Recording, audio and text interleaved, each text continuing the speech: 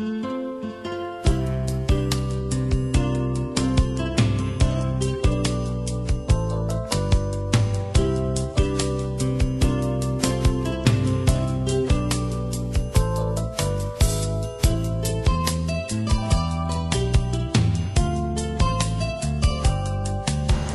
dia a todos, sejam todos bem-vindos. Desculpa aí os minutinhos de atraso, tá?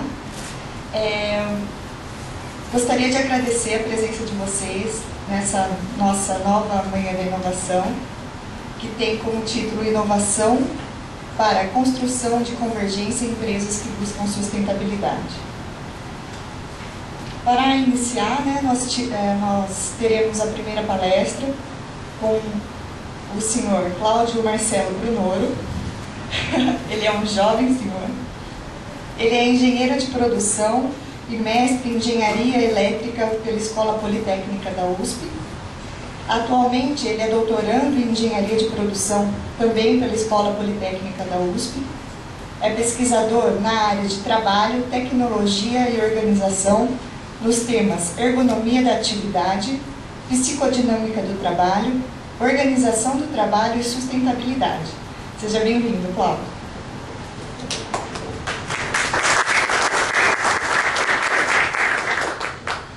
Bom dia a todos vocês. É um prazer estar aqui novamente. Agradeço a oportunidade, aliás, agradeço a oportunidade de poder contribuir para esse livro. Na verdade, nós tivemos a chance de, junto com um grupo de pesquisa da Escola Politécnica da USP, na verdade o Departamento de Engenharia de Produção, contribuir com um livro que a gente julga extremamente importante, que fala de um assunto recente, desafiador, né?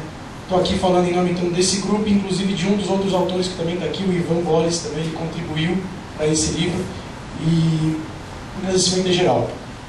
Eu queria poder ter uma fala com vocês. Na verdade eu proporia até para vocês uma reflexão, dado que o tema é instigante e para muitos novo, né?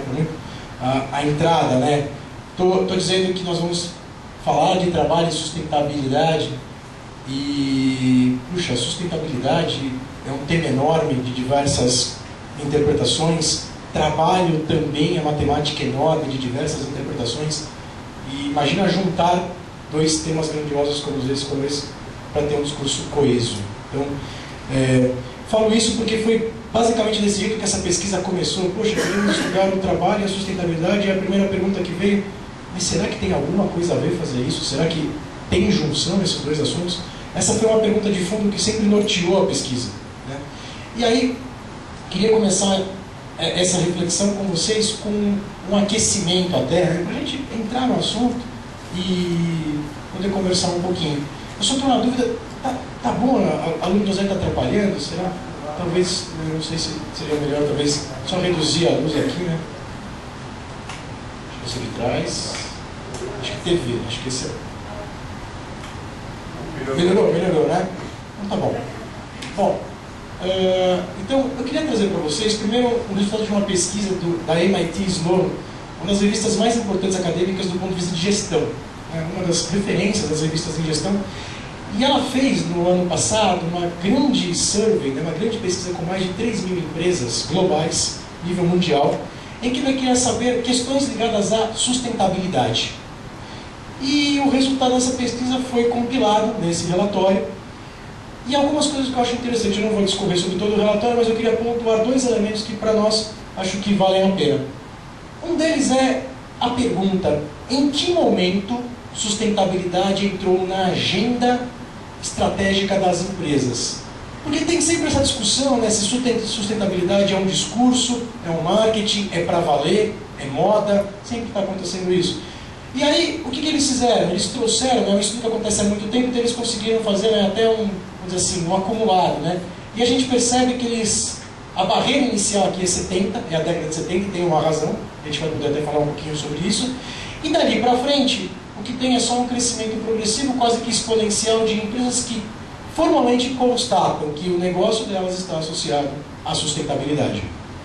Mas, ao mesmo tempo, se por um lado faz parte da agenda, tem uma pergunta muito interessante nessa pesquisa,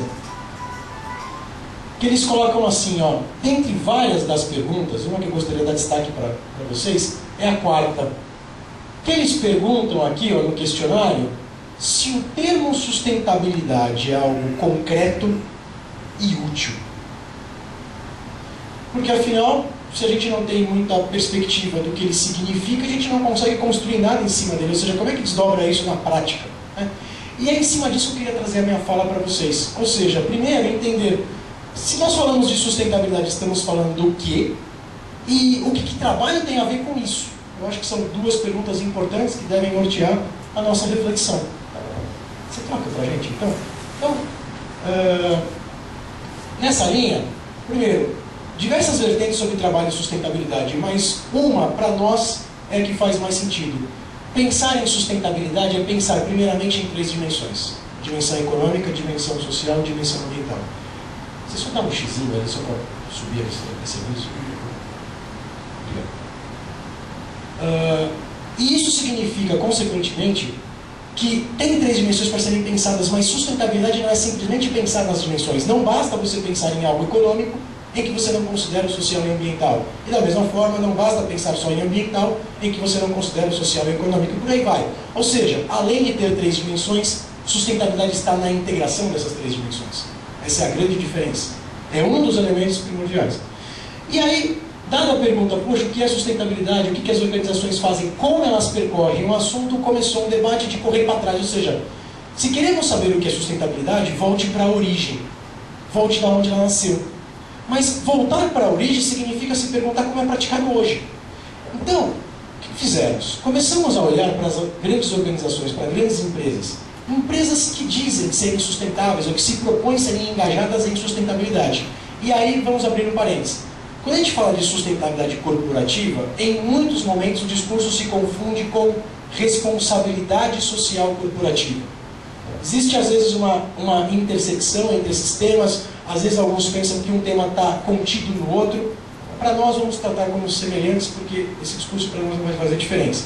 Mas o que eu queria falar para vocês é o seguinte: quando as empresas pensam em sustentabilidade, em especial pensar em sustentabilidade na dimensão social, pensar no público interno trabalhador, o que elas fazem é se fundamentarem em algumas diretrizes. Não sei se vocês conhecem todas elas, vou falar um pouquinho sobre elas. A primeira que está à esquerda é a SA 8000, a Social Accountability 8000. É a primeira norma certificadora que trata especificamente sobre trabalho. Ela tem toda a certificação ligada a trabalho. Uma outra que está aqui associada, que é mais genérica sobre sustentabilidade, que é o Pacto Global. As empresas são signatárias ou não do Pacto Global. O que tem dentro do Pacto Global? 10 princípios. O Pacto Global é da ONU, das Nações Unidas. São 10 princípios. Dentre esses 10, 4 princípios especificamente falam sobre trabalho. E 2 outros princípios indiretamente estão relacionados ao trabalho. Além disso, a ISO 26000, né, que é uma norma, na verdade não é uma norma, é uma diretriz especificamente relacionada à responsabilidade social corporativa. E claro que dentro dela, o público interno faz parte. Além dela, tem o Global Reporting Initiative, ou abreviando, né, o GRI. GRI é a maior diretriz hoje utilizada pelas empresas para fazerem relatórios de sustentabilidade. Lá dentro tem indicadores econômicos, ambientais e sociais, em que as empresas, inclusive, utilizam para saber como é que elas estão percorrendo a sustentabilidade. Virou um eixo norteador para elas saberem se elas estão alinhadas ou não. E o Instituto Ethos, né, todas essas outras 4 que eu falei para vocês, elas são em nível mundial. Em particular, o Instituto Ethos, ele é brasileiro. Ela é considerada a maior referência brasileira em responsabilidade social corporativa e gestão sustentável. Tá? Bom, mas eu não queria chegar. O que eu queria falar para vocês é que essas 5 diretrizes são quem norteiam as empresas quando se pensa em sustentabilidade e quando se pensa especificamente em trabalho. E mais ainda, quando se analisa esses documentos, o que nós vemos dentro deles são elementos de outros documentos que nasceram das Nações Unidas, de eventos provocados pelas Nações Unidas, e também de documentos presentes pela Organização Internacional do Trabalho, que para nós é o que interessa hoje, falar de trabalho. Tá? Como que está essa relação? Como que ela acontece? Bom, só para vocês terem uma ideia, só abrindo um pouquinho os documentos aqui, ó, é em ordem cronológica, tá? De cima para baixo, nós estamos falando em ordem cronológica. Então, o primeiro documento ele é conhecido pelo documento resultante da Conferência do Ambiente Humano, Estocolmo 72. Qual é a importância desse documento? E desse evento? é a primeira vez que a humanidade se reúne globalmente para discutir um problema especificamente ambiental. Ou seja, além de falar de questões econômicas, é a primeira vez que o ser humano se junta para falar sobre questões ambientais. Qual é o problema? Nada relacionado com mudança climática, nada relacionado com aquecimento global. Buraco da camada de ozônio. É a primeira vez que o ser humano entende que, eventualmente, um impacto local pode se transformar num impacto regional, que pode se transformar num impacto global. Ou seja, é a primeira vez que aparece a ideia de dimensões, né? Dimensão global, dimensão regional, dimensão global, escalas de impactos que podem ser provocados. Esse documento tem essa importância. E o interessante é perceber que, para muitos, ele se traduz como uma questão estritamente ambiental, que vocês vão perceber daqui a pouco que não. Num segundo documento, também muito referência, importante, é de 87, que ele é chamado Nosso Futuro Comum, ou o Relatório Brundtland. É dali que sai a primeira definição de desenvolvimento sustentável. Não sei se vocês estão familiarizados, né? Desenvolvimento sustentável é aquele que satisfaz as necessidades das gerações presentes sem comprometer as necessidades das gerações futuras.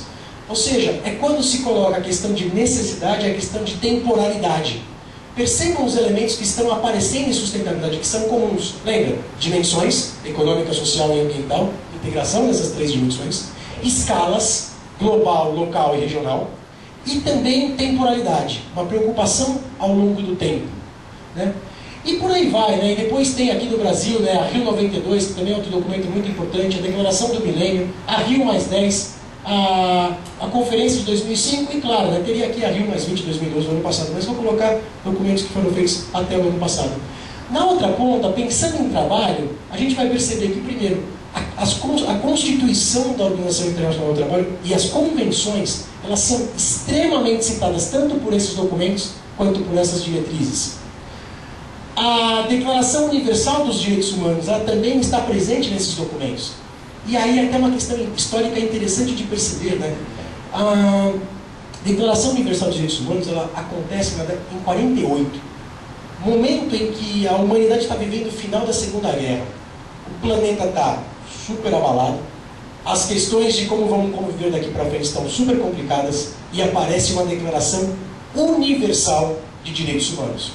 O importante é você saber, quando você fala que você concorda com essa declaração, você está pelo menos concordando com o primeiro princípio, em que nele é dito que o ser humano deve viver em espírito de fraternidade.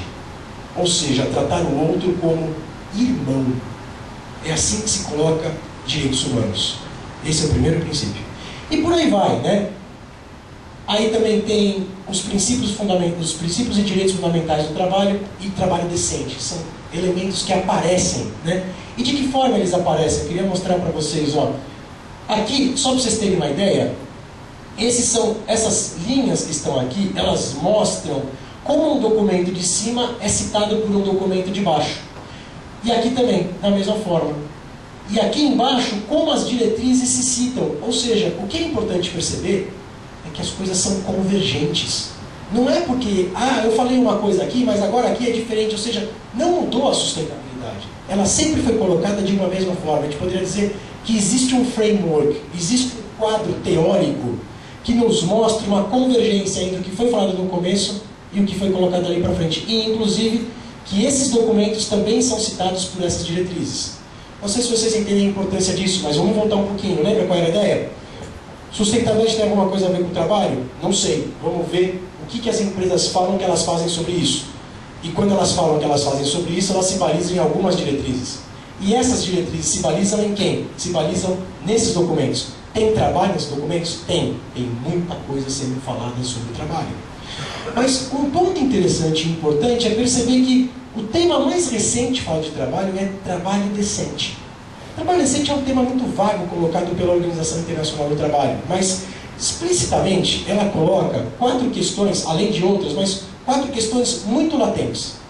A liberdade de associação, a eliminação da discriminação, a abolição do trabalho infantil e a eliminação do trabalho forçado.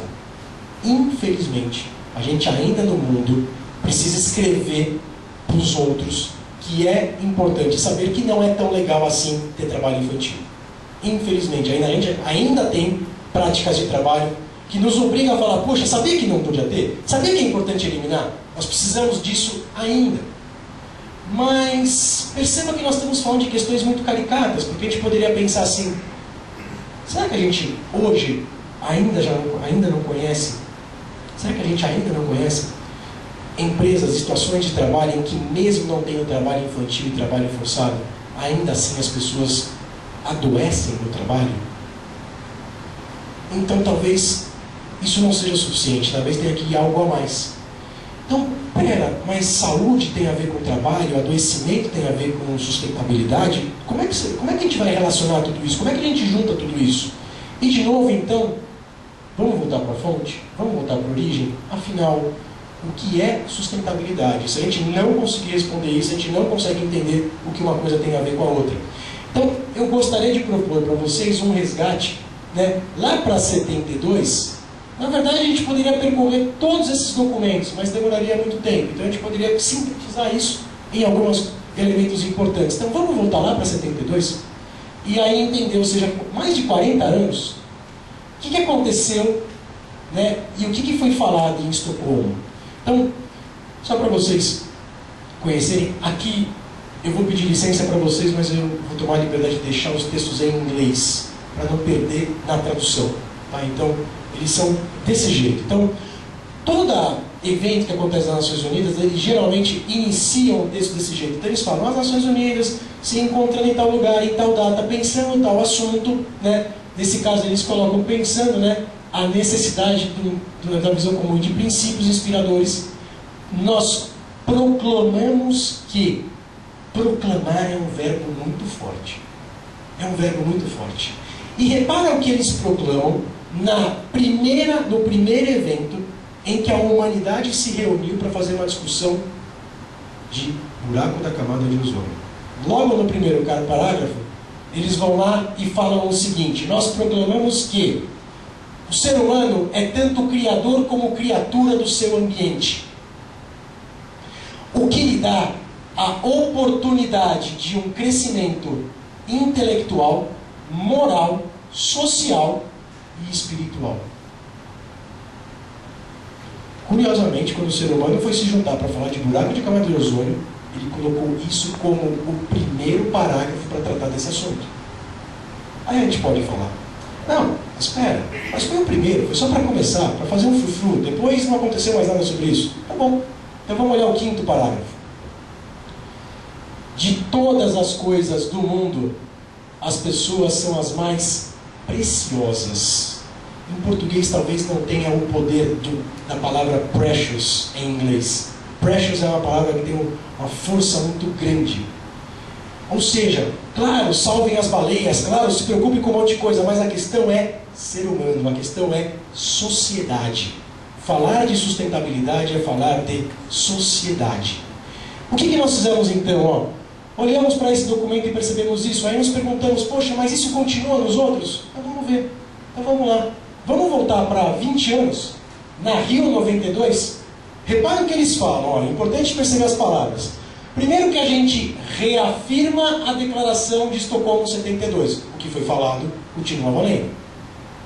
E depois, reconhecendo a natureza integral e interdependente da Terra, nosso planeta, também proclamamos que, primeiro princípio da Rio 92,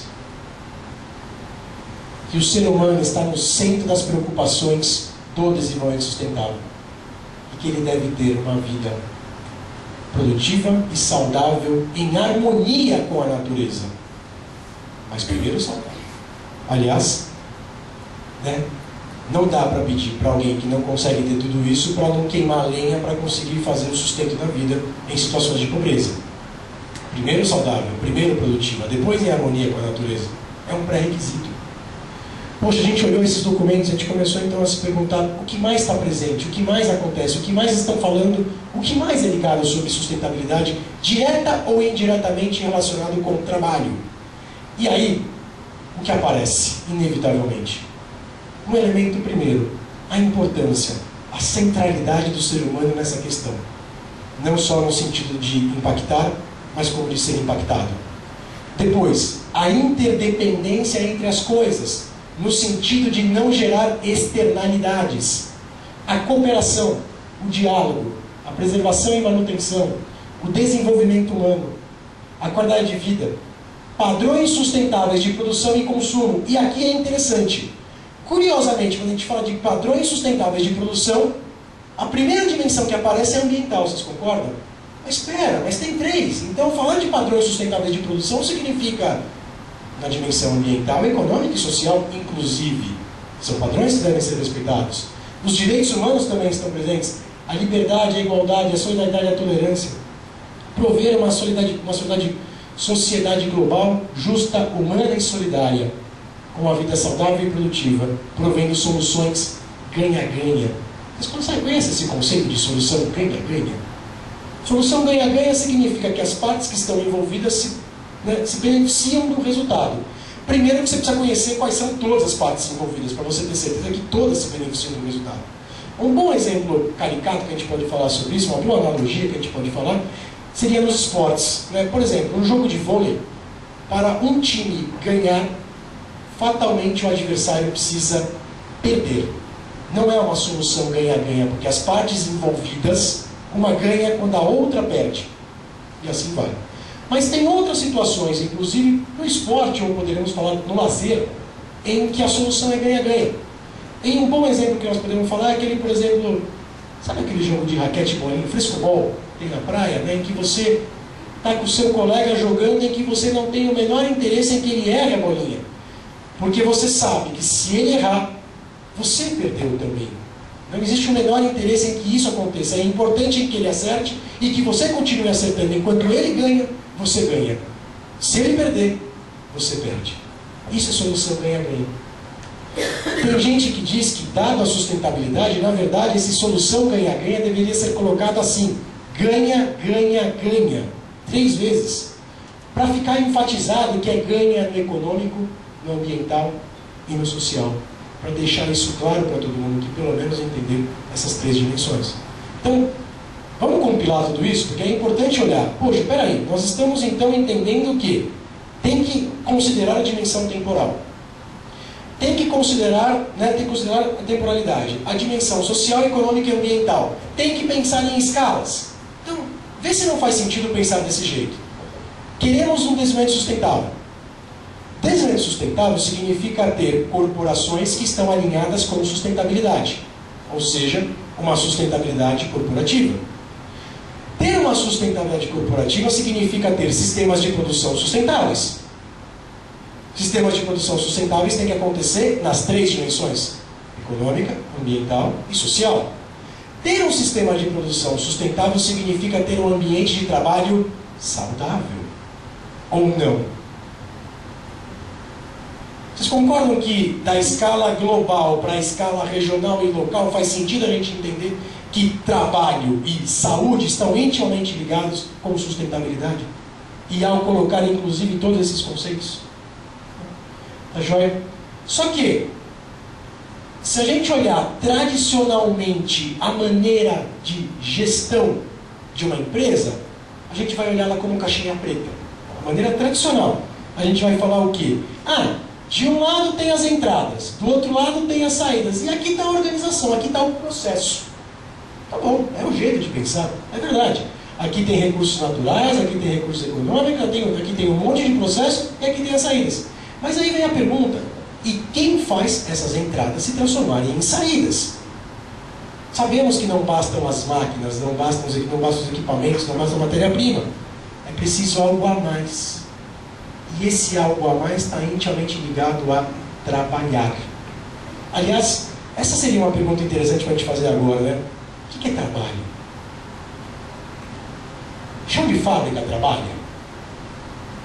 A média gerência trabalha? A presidência trabalha? O que é trabalho, se nós até conseguimos falar que essas pessoas trabalham? Tem várias definições, mas uma me agrada muito, que é de Christophe Dejoux. Dejoux fala o seguinte: trabalho é, depois de decidido qual é o local, quais são os equipamentos, quais são os processos, quais são as matérias-primas, trabalho é o que resta a ser feito. Ou seja, uma ação eminentemente humana, do ser humano. E aí, se você colocar essa definição de trabalho, você vai entender que trabalho é a organização inteira. Todos trabalham. Então, a pergunta que tem que ser feita, quando se transforma essas entradas nessas saídas, o que faz isso possível? Ou seja, a gente precisa colocar aqui quem trabalha como protagonista da produção, o trabalhador como protagonista da ação, da produção, da organização, o trabalhar com esse protagonismo. E aí, se trabalha, tem que fazer uma diferenciação entre recurso humano e ser humano. E aí, acho que vocês entendem essas diferenças, né? Porque quando a gente coloca recurso, nós estamos dando a ideia de algo que pode ser utilizado e consumido. E não deveria ser bem isso que a gente fala quando a gente está num contexto de sustentabilidade. Na verdade, será que não é possível ser melhorado e desenvolvido? Talvez a pergunta tenha que ser outra, né? Ou seja, a discussão aqui seria, mas a que preço? A que preço que se garante a tal sustentabilidade econômica ou a tal sustentabilidade ambiental, se é que ela é sustentabilidade? Essa é a pergunta, né? Ou seja, o que nós estamos trazendo aqui, ó, é a questão de se tem impactos na dimensão social devido à tentativa de garantir uma sustentabilidade econômica ou ambiental, a pergunta que fica, isso é sustentabilidade? Podemos entender como dado todo esse contexto que nós colocamos antes, né? E aí, como a gente falou, pensar na dimensão social, pensar no trabalhador, é pensar em saúde. Tem várias definições, a gente não vai se alongar muito nisso, então vamos ficar só com a da MS, pelo menos a que está mais divulgada. Que teria várias coisas para a gente tratar, mas já se fala aqui, saúde não é simplesmente ausência de doença. Não ter doença não significa ser saudável, não tem essa relação direta. É algo que vai além. Algo que vai além de um bem-estar físico, mental e social. E aí, quando a gente fala de saúde, muitas vezes a gente pensa em acidente, né? Acidente de trabalho. É verdade, é uma dimensão importante, mas tem uma outra dimensão que está aumentando vertiginosamente, que é as questões de depressão, as questões de distúrbios psíquicos. E essa não está relacionada somente à fábrica, não está relacionada somente ao chão de fábrica. Está relacionado a todos os envolvidos na organização, por pressões e por muitas questões. Aliás, o que nós queremos colocar aqui é a questão da decisão da organização, né? Dependendo da maneira que você organiza o trabalho, que você define as metas, que você define as avaliações, isso pode prejudicar ou beneficiar a construção da saúde. Essa é a discussão. Tem vários exemplos, diversos exemplos, né? Poderia colocar um para vocês aqui, né? Quando a gente fala assim, a decisão de optar por uma avaliação de performance individual, que em alguns tipos de trabalho é muito comum. Ou seja, você vai lá e você dá uma meta para cada uma, depois você vai comparar como é que foi todo mundo, né? E houve um estudo disso no mundo financeiro. E aí a gente escuta uma fala, né, de uma colega nossa pesquisadora que fala o seguinte: uma das pessoas que passou por esse processo falou assim, olha, eu bati 120% da minha meta. 120% da minha meta. E eu fui o último. Aí, o meu gestor colocou toda a equipe aqui na sala e virou para mim e falou assim, fulano, vem aqui na frente e explica para os outros como é que você consegue ser o pior. Sabe o que é pior de tudo isso? Sabe como estavam os outros nessa sala? Aliviados. Porque não eram eles que iam que ir para frente. Vocês conseguem entender que esse mecanismo no primeiro momento é super interessante para a empresa, porque ele induz uma maior performance, e que para a empresa como resultado é bom, mas que para o convívio social, colegas viram competidores, e aí você se sente sozinho num mar de pessoas. No limite você entra no que a gente chama de desolação. Você pede ajuda e não tem para quem pedir. Pessoas, ok, claro que tem muitas componentes individuais, mas ao mesmo tempo tem a componente indutora, de como se organizou o trabalho e de como decidiu fazer isso. Outra questão, por exemplo, distorção comunicacional, um jeito bonito de falar mentira. Se você perguntar para alguém se alguém mente no trabalho, a pessoa vai dizer que não. Claro que eu não minto, mas Se vocês já passaram pela necessidade de ligar para uma central de atendimento, para um call center, para fazer alguma coisa, talvez em algum momento vocês ouviram a frase: nós vamos estar resolvendo. E nem vamos, nem estaremos, nem resolveremos. Mas vamos olhar o lado da pessoa que está do outro lado, que está te atendendo? No momento que ela te atende, uma contagem, um cronômetro é ligado na frente dela. Porque ela é medida por produtividade, por tempo médio de atendimento. E não por quantidade de problema resolvido. Por tempo médio de atendimento. Pouco importa se ela resolveu o seu problema ou não, essa não é a medida. A medida é tempo médio de atendimento. Então, o que acontece? Um negócio que está verde começa a ficar amarelo e de repente fica vermelho na frente dela. O que ela faz? Ela acaba dando uma resposta como essa. Sacanagem, talvez? Não sei. Mas alguma coisa a induziu a fazer isso. E o pior de tudo, distorção comunicacional, mentir para o outro é mentir para si mesmo, num primeiro momento. É ferir a própria ética. Você precisa fazer isso, que do ponto de vista psíquico pode provocar algo super não muito legal. Tá? Então, a questão aqui é, só uns fatos para a gente colocar, só para vocês terem uma ideia. Falar de questões mentais, números da OMS, 1 a cada 4 sofrerá em algum momento da vida de transtorno mental.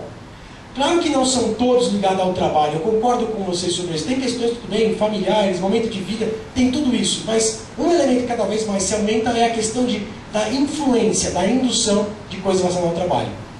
E, no limite, né, a cada 40 segundos alguém comete suicídio no mundo. O que está mudando é que esses suicídios estão começando a acontecer por conta de trabalho. Basta ver a France Telecom. Os eventos que aconteceram ligados com isso. Tá? Ou seja, o que é interessante perceber é que tratar resultado da produção versus saúde é um discurso um tanto quanto comum. Mas já percebemos onde vai dar, porque não dá certo. Não é, mas para eu melhorar a saúde de alguém, eu preciso baixar meu resultado, minha produção. E para eu melhorar a produção, eu preciso baixar... Não pode ser assim. Tem alguma coisa errada nesse discurso. Quer dizer que de quem trabalha você quer o bônus da produção, mas não quer o ônus que você provoca na própria saúde? Como se você pudesse fazer uma cisão da própria pessoa que está fazendo isso acontecer. É o mesmo indivíduo. Ou seja, o que nós estamos colocando é que na questão de sustentabilidade, pense em escalas. Se não resolver, ou se não pensar na questão individual, não resolve a questão regional, não resolve a questão global, a questão da sociedade. É nesse ponto que nós estamos trazendo. Né? Ou seja, de uma certa forma, não fazer com que o trabalho, com que o trabalhar das pessoas seja a única variável de ajuste do processo. Uma coisa a gente acha que a gente tem certeza, que o ser humano se adapta a qualquer situação. É verdade. Mas sempre tem contrapartida. Nem sempre naquele mesmo instante. Às vezes é acumulativo, às vezes é ao longo do tempo. E isso continua acontecendo. Está claro isso para você, dessas questões? Volta um pouquinho para mim, então. Aí, o que eu queria colocar, então, é o seguinte. Poxa, quer dizer, então, que pensar ambientes de trabalho saudáveis está na conversa, está em sustentabilidade, não são coisas separadas. E o interessante é perceber que o que eles colocam aqui, claro, questões de segurança, de saúde, de bem-estar no ambiente psicossocial de trabalho devem ser consideradas, mas, além disso, a organização do trabalho e a cultura da organização. Isso é o que coloca a OMS como o que seria um ambiente de trabalho saudável. Colocar isso na jogada. Não parar simplesmente na argumentação. Mas é o indivíduo que opta por não aguentar o estresse. Ele que não aguenta, ele que não é resiliente. Vocês já ouviram isso, né? Hoje, falar de ambiente estressante é falar de pessoas que são resilientes ou não. Ao longo do tempo, algo pode acontecer. Né? E aí, queria tentar fazer uma analogia com vocês. Vocês me ajudam? Queria que vocês tentassem dar as respostas padrões, tá? Não se preocupa nas minhas perguntas que eu vou fazer agora, se tem pegadinha ou não. Faz a resposta padrão. Pergunta para vocês. Vocês achariam prudente colocar mulheres para trabalhar como estivadoras no Porto de Santos? A resposta padrão é não. Qual é a pegadinha? Não se preocupa. A resposta padrão é não. Aí se eu perguntar por quê, aí vocês vão falar porque como estivadoras no Porto de Santos elas teriam que fazer muita força, muito esforço físico. Aí eu pergunto para vocês, e por que não mulher? Porque mulher não foi feita para fazer esforço físico. E o homem foi? Será que quando nós conduzimos essa linha de raciocínio, nós não estamos pensando qual que seria a melhor pessoa para se adequar ao trabalho? Ao invés de se perguntar qual que seria o trabalho mais adequado para as pessoas, e inverter de tal forma que no limite fosse possível que qualquer um pudesse exercer esse trabalho? Ou seja, é uma mudança de lógica, é uma mudança de pensar ao contrário. E o que eu digo mais, vocês toparam meu raciocínio agora, não toparam? Então você já concorda aqui para frente que esforço físico não é legal para ninguém. E as empresas estão incorporando isso, até que se a gente for analisar as empresas, elas estão cada vez menos, se voltar, desde o Taylorismo, o Fordismo para cá, os esforços físicos estão cada vez menores, às vezes até inexistentes. Agora, na outra linha, se fosse possível falar isso, eu vou falar bem entre aspas, porque não existe isso, se pudéssemos medir esforço psíquico, curiosamente nós não temos limite. Aliás, esforço psíquico provavelmente está intimamente ligado à nossa inteligência, né? Se você não aguentou, se você entrou em depressão, você é um loser. E é assim que as pessoas colocam, tá vendo? Não aguentou, tá tomando tarja preta, fraco. Ou seja, tem todo um discurso velado que pulsa, que diz que alguém não aguentou e não algo provocou isso. É interessante pensar nessa linha de raciocínio, quer ver? Imagina uma empresa que, por exemplo, pensando em sustentabilidade, ela provoca emissão de CO2. Ela tem uma emissão de carbono aí que não é interessante. Aí ela opta para resolver essa questão comprando créditos de carbono para neutralizar as emissões. Seria uma possível solução, não seria? Agora, pensa numa outra situação em que essa mesma empresa tem um ambiente ruidoso. Concordam que uma maneira de resolver esse problema seria fornecendo equipamento de proteção individual aos trabalhadores? Agora, qual é a semelhança dessas duas decisões tomadas? Queria que vocês percebessem que a emissão de CO2 da empresa continua existente e o ambiente com ruído continua existente. Ou seja, eu não resolvi a fonte, eu resolvi o efeito. Tratei mitigatoriamente o problema. E foi lá e dei EPI, mas o barulho continua. Comprei crédito de carbono, mas a emissão continua. Ou seja, não foi perguntado, mas qual é a causa raiz? Será que é a tecnologia? Será que é a maneira que eu estou gerando energia? Será que é o transporte que eu proporciono nessa empresa que produz esse CO2? E talvez deveria ser lá que eu deveria atacar o problema? Poxa, será que no caso do ambiente ruidoso não é a máquina ou o processo que eu tenho que eu deveria mudar ou melhorar? E não simplesmente atacar o efeito e depois colocar a responsabilidade no trabalhador por não ter usado? Da mesma forma, a gente poderia pensar, e um ambiente estressante assim, tá? Para falar genericamente, tá? As empresas assumem que elas são de alta performance e que é um ambiente estressante. Você já deve ter ouvido isso. Ah, aqui é estressante, aqui é de alta performance. Aguenta quem fica. Se você é pão, quer entrar na panela de pressão, você vai virar patê. Se você é pão, não entre na panela de pressão. Ou seja, sempre no indivíduo.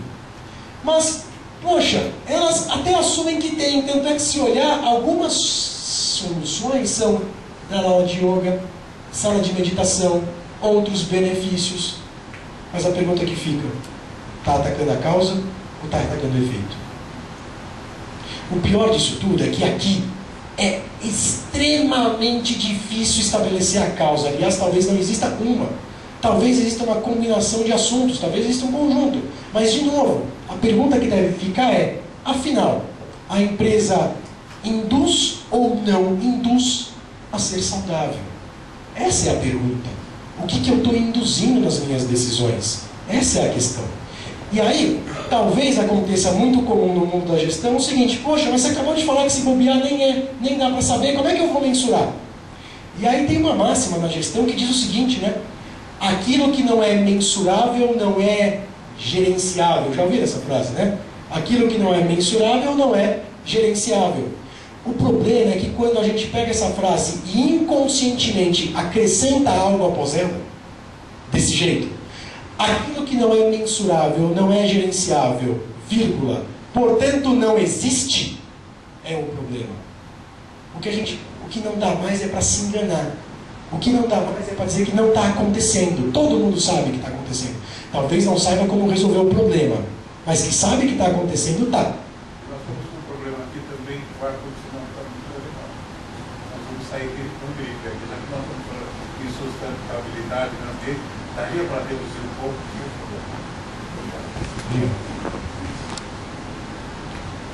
Queria então terminar colocando uma frase que para muitos é atribuída ao Einstein. Outros, se procurarem, vão perceber que talvez tenham outros autores, então deixo aí a dupla atribuição. Mas uma frase que talvez traduza bastante isso, e em inglês tem a brincadeira do jogo de palavras, mas poderíamos falar assim, né? Nem tudo que pode ser contado, conta, importa. E nem tudo que conta, que importa, pode ser contado, mensurado. É isso, gente. Muito obrigado. Depois a gente continua.